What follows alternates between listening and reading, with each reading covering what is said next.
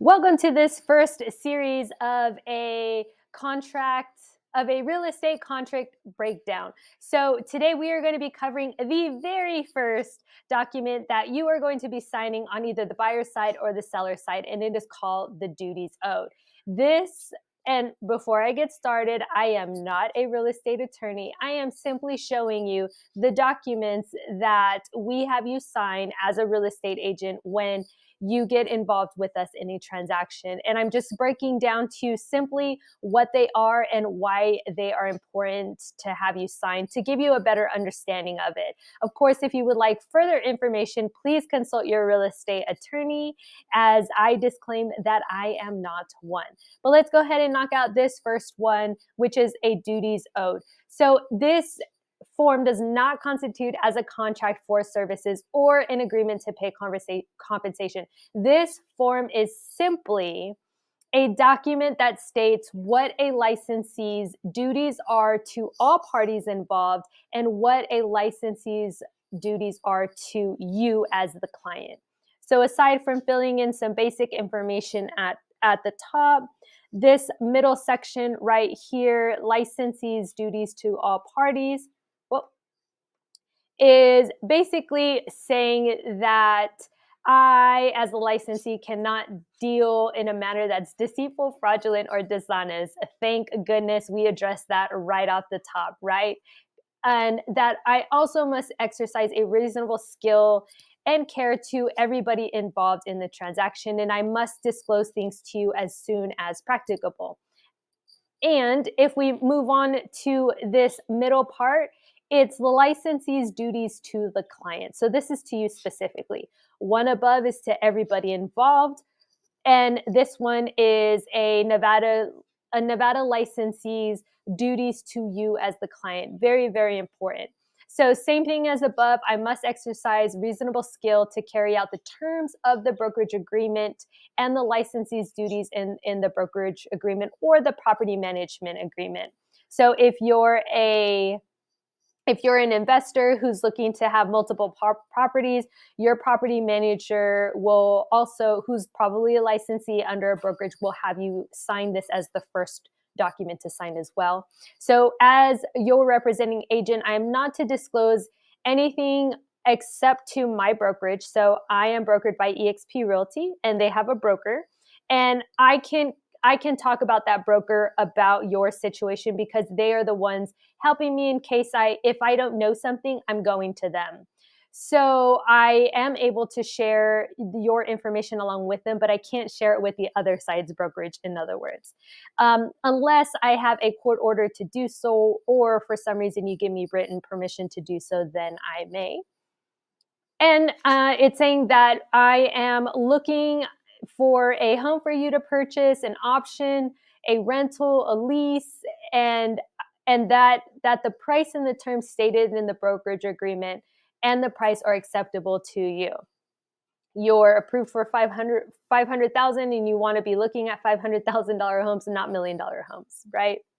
So moving on to 4. So I have to present all offers to made. Now there is one exception, and this is from the side of a seller.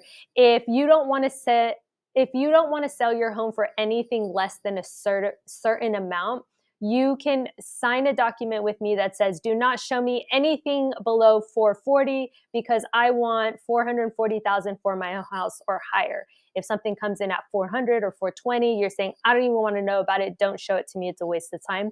That is something that is perfectly fine and that we can do. And I am also to disclose all material fact and not to withhold any information from you, which is very important for obvious reasons. And I'm to advise the client to obtain advice from that proper expert.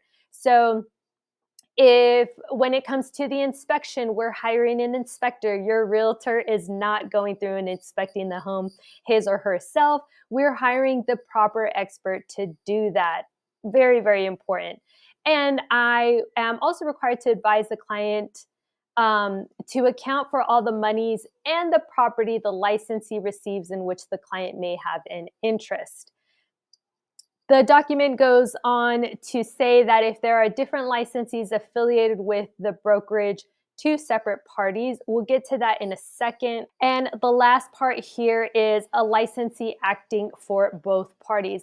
Now, what does that mean? Because you see a checkbox here for either may or over here for may not. So why would you have an option to do that? Great question. So if you're looking at it from either a buyer or a seller standpoint, there might be a time in the transaction that your realtor may need to represent the other side.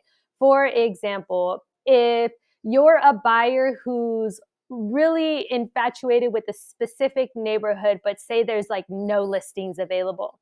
So as your very diligent agent that you hired me to be, I'm going to go through that neighborhood, send flyers, door knock, and say, hey, Mr. and Mrs. Seller, I have a buyer who's very interested in purchasing a home in this area. Would you consider selling if the price is right? Say after the fifth door, that seller goes, you know what, I actually would be interested. So we sit down, we have a talk. They didn't expect that a realtor was going to come knocking on their door and asking for them to sell because they already have a buyer. Say it works out, but they're like, hey, Nashira, can you just list the house for me? I mean, you pretty much knocked on my door and you're getting the sale done anyways. So in that specific situation, I would go to you as my buyer and I would say, hey, they don't have a realtor. They're asking me to broker the deal between the two. Is that okay? That's also known as dual agency. So if you want that, then, or if you allow your agent to do that, then you would select the may and then signatures would go here. But if you're like, no, I absolutely don't want to, I want things to be, I don't want any gray area. I don't want you becoming really good friends with them and then me feeling all like left out here or whatever the case may be, right? You just want to keep it clean. You can say may not. In that case, I would bring on one of my very trusted realtor team members to help that seller on the other side, and then we go forward. And we're going to end that with basically signing. So sellers sign up top, buyers sign at the bottom, and then you move forward. There is another document outside of this one that I would like to bring up in this moment because it does very much matter. And that is this one that's called the Supplemental List of Licensees Party to the Duties Owed by a Nevada Real Estate Licensee. Again, this is not a contract for services or is in an agreement for compensation. All it's basically saying is that I am the licensee who's acting on behalf of who's acting on behalf of you, and then this is my broker. So I would list the names of my teammates here because say if for some reason I'm unavailable to show you this house that you saw just came to market and you need to see it today at 4:00 and I'm tied up, not a problem. I can have one of my agents that I list here gladly meet you and show you that home so then you don't miss out on it. Their license number would go on the right side, and then you would just acknowledge it. If you're the seller, you're going to be up here. If you're the buyer, you're going to sign down here. And then that way there are no feelings of like, oh, Nashira made me miss out on that home because she wasn't available for me to go see it. Don't worry. I got plenty of people on my team that can help me make sure that we don't miss any great opportunities. Let me know what you think about these documents below. My name is NashiraGamino, your Las Vegas real estate solutions provider. Thanks for watching. We'll see you on the next one.